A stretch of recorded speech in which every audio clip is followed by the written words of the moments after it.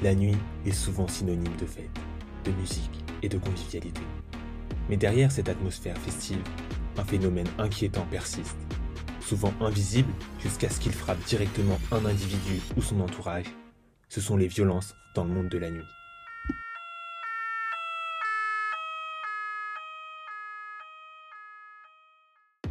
Peu médiatisées, mais toujours de plus en plus nombreuses, en Suisse romande comme ailleurs, les agressions en milieu nocturne sont un fléau trop souvent ignoré. Les agressions sont de plus en plus violentes avec l'utilisation d'armes, couteaux, machettes et autres, pouvant toucher la clientèle comme le personnel des établissements de nuit. Les violences à proximité des boîtes de nuit ne cessent d'augmenter. En mai 2014, dans la ville de Sion, une violente bagarre s'est produite devant la discothèque de luxe. Les protagonistes se sont affrontés à l'arme blanche. En août 2018, à Genève, 5 femmes ont été violemment agressées à la sortie d'une boîte de nuit. 3 d'entre elles ont dû être hospitalisées, dont l'une se trouvait dans le coma.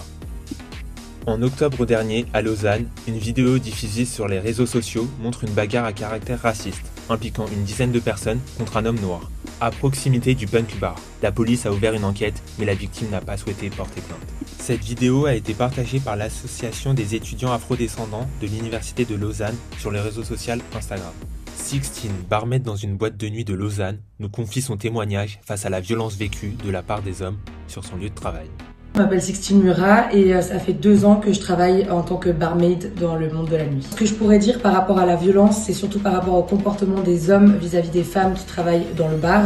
Que c'est vrai qu'ils vont beaucoup forcer pour avoir ton numéro, pour pouvoir t'appeler, te parler, te draguer. Si t'as le malheur en fait de refuser, ils vont s'énerver. Rien qu'en travaillant dans un bar, on reçoit de la violence verbale.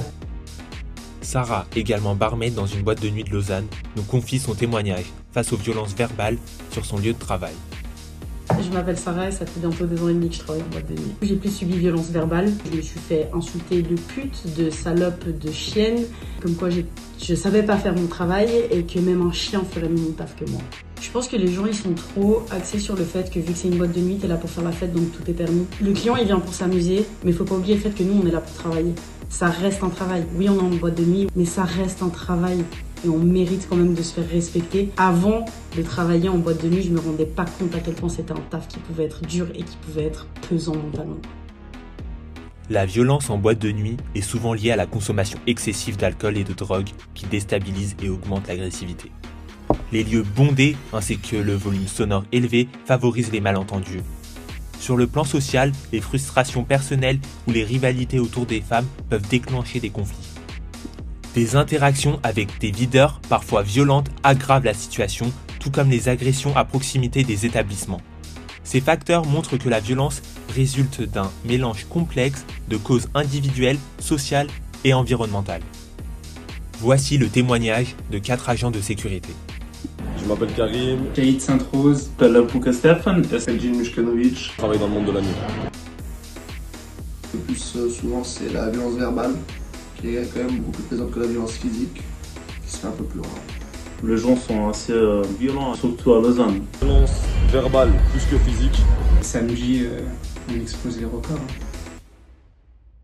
Une des expériences la plus violente qui m'est arrivée, c'est la fois où un client m'a sorti un couteau. Un client fortement alcoolisé qui a fait une chute dans les escaliers, il s'est tordu la nuque, il y a eu pas mal de sang qui coulait de son crâne parce qu'il s'est fracturé le crâne. Pendant la nuit, avec l'alcool, les gens s'expriment en légère. Dû à la présence d'alcool, donc les gens ils sont plus tellement maîtres d'eux-mêmes, ni de leurs pensées, ni de ce qu'ils peuvent dire. Non, l'alcool n'est pas le seul déclencheur. C'est comme si on envoyait de l'huile sur le feu. L'alcool, on va dire, multiplie juste les émotions fois 10, voire fois 100. Ça dépend. Si une personne vient avec des mauvaises intentions, l'alcool va le rendre pire. On ne va jamais atténuer quelque chose. La violence est devenue totalement normale chez nous. Face à cette violence, certains établissements mettent en place des solutions. Le personnel est formé afin de gérer les conflits, une présence plus nombreuse d'agents de sécurité, ou encore la sensibilisation des clients à travers des campagnes de prévention. Ce reportage vise à sensibiliser sur une réalité méconnue. La nuit doit rester un espace de fête et de convivialité. Mais cela passe par une prise de conscience collective. Chacun a un rôle à jouer pour rendre ces lieux plus sûrs et respectueux. Les top.